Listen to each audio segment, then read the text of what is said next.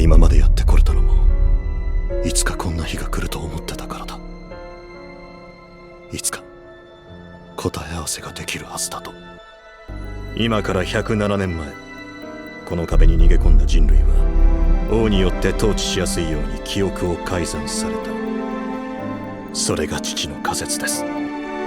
父は家には帰ってこず、遠く離れた町で事故に遭って死にました。私の密告により父は王政に殺されたのです。そしていつの間にか父の仮説は私の中で真実となり、君のせいか、シガンシナ区にあるイエーガー医師の地下室、そこに巨人の謎がある。私の人生の使命は父の仮説を証明することとなったのです。巨人の正体は人間であると。知らない者と知っていた者がいるだけだ。我々はいずれ必ず突き破り真実を隠している。壁を。何かを変えることのできる人間がいるとすれば、その人はきっと大事なものを捨てることができる人だ。心臓を捧げよう。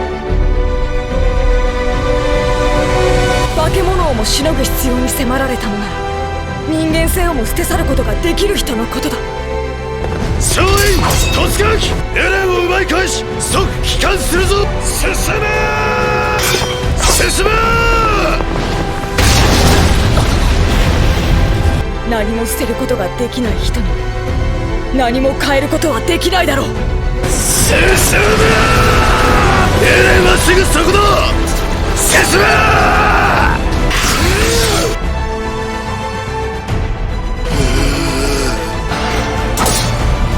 ウォールマリア最終奪還作戦開始。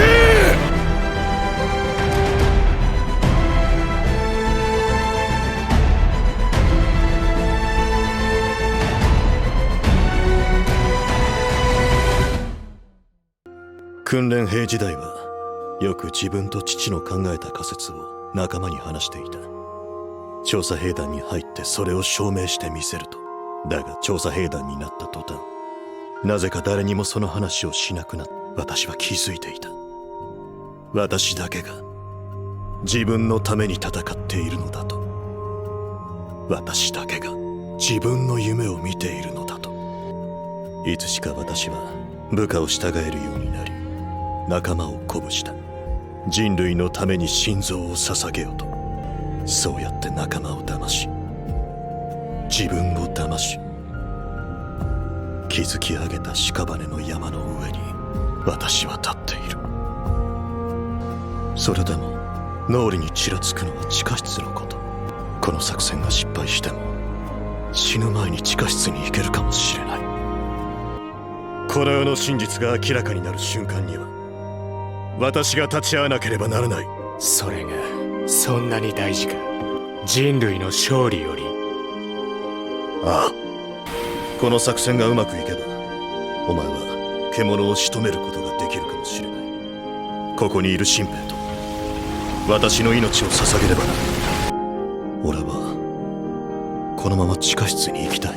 俺が今までやってこれたのも、いつかこんな日が来ると思ってたからだ。いつか答え合わせができるはずだと。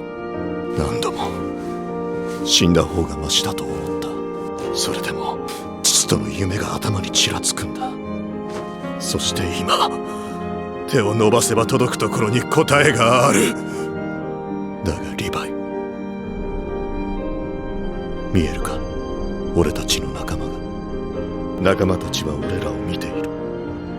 捧げた心臓がどうなったか知りたいんだ。夢を諦めて死んでくれ。新兵たちを地獄に導け。獣の巨人は俺が仕留める。全くもって無意味だ。どんなに夢や希望を持っていても、幸福な人生を送ることができたとしても、岩で体を砕かれても同じだ。人はいずれ死ぬ。ならば人生には意味がないのか。そもそも生まれてきたことに意味はなかったのか。死んだ仲間もそうなのか。あの兵士たちも無意味だったのか。いや違う、あの兵士たちに意味を与えるのは我々だ。あの勇敢な死者を、哀れな死者を思うことができるのは聖者である我々だ。我々はここで死に、次の聖者に意味を託す。それこそ唯一この残酷な世界に抗う術なのだ。兵士を怒れ、兵士を叫べ、兵士を叩け。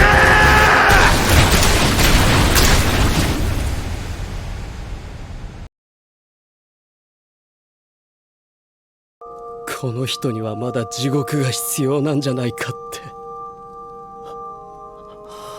そして分かったんだ。巨人を滅ぼすことができるのは悪魔だ。お前の夢ってのが叶ったら、その後はどうする？それは分からない。叶えてみないことにはな。みんな何かに酔っ払ってねえとやってられなかったんだな。みんな何かの奴隷だった。先生、壁の外に人類がいない。どうやって調べたんですか？夢を諦めて死んでくれ。新兵たちを地獄に導け。何かに酔っ払ってねえとやってられなかったんだな。獣の巨人は俺が仕留める。リヴァイ、ありがとう。こいつを許してやってくれないか。こいつは悪魔になるしかなかった。それを望んだのは俺たちだ。その上、一度は地獄から解放されたこいつを再び地獄に呼び戻そうとした。だがもう休ませてやらねえと。